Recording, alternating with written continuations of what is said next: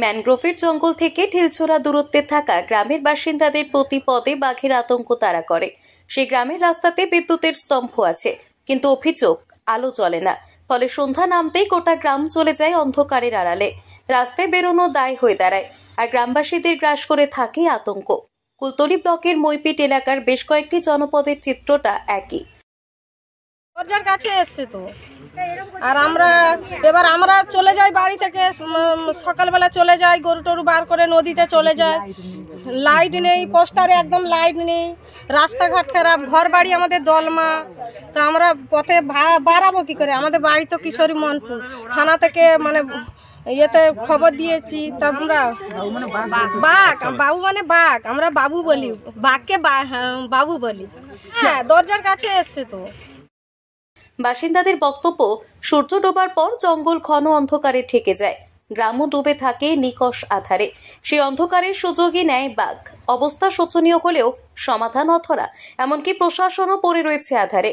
পঞ্চায়েতের প্রধান বলেন, আলো বসানোর পর বিদ্যুতের বিল মেটানো খুবই ব্যয়সাধ্য। পঞ্চায়েতের পক্ষে তা সম্ভব নয়। আমরা বিকল্প হিসেবে সৌর বিদ্যুতের কথা ভাবছি।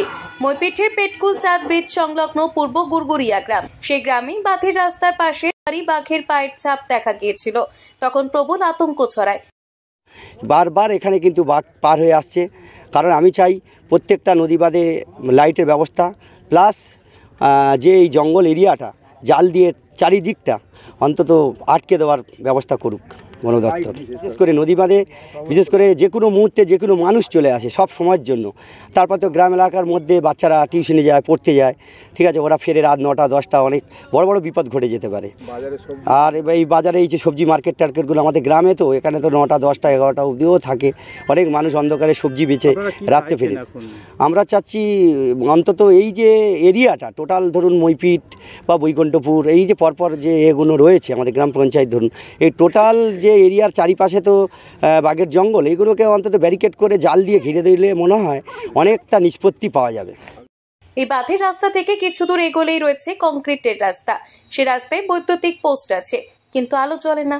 কয়েকদিন আগে বাঘের পায়ের ছাপে আতঙ্ক ছড়িয়েছিল। সে গ্রামের রাস্তাতেও বিদ্যুতের পোস্ট রয়েছে, এখানেও আলো জ্বলে না।